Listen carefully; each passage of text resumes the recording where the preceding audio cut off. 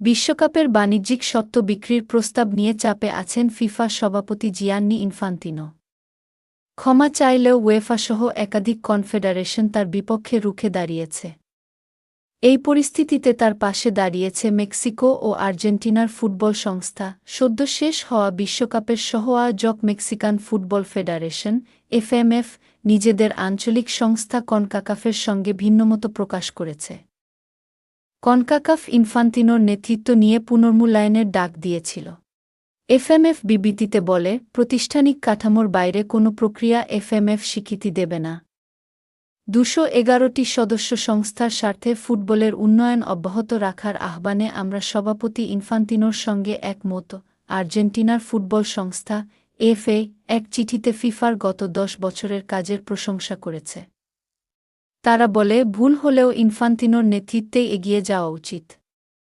তবে উয়েফা এখনও ফিফার প্রতিযোগিতা বয়কটের সিদ্ধান্তে অনড়। এশিয়ার ফুটবল সংস্থা উয়েফা ও কনকাকাফের পাশে আছে।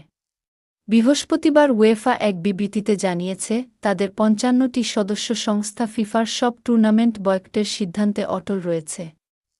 বিবৃতিতে আবারও উয়েফা স্পষ্টভাবে জানিয়েছে যে ইনফান্তিনোর উপর তারা আস্থা হারিয়েছে।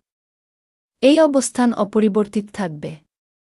ফিফার কোনো টুর্নামেন্ট বর্জনে উয়েফা শেষ পর্যন্ত অটল থাকবে কিনা তার প্রথম পরীক্ষা হবে আগামী ৫ সেপ্টেম্বর, যেদিন পোল্যান্ডে শুরু হবে ফিফা অনূর্ধ্ব-২০ নারী বিশ্বকাপ। এদিকে খেলোয়াড় সংগঠন ফিফপ্রো বলেছে, ইনফান্তিনোর প্রস্তাব সভাপতির ক্ষমতার গুরুতর অপব্যবহার।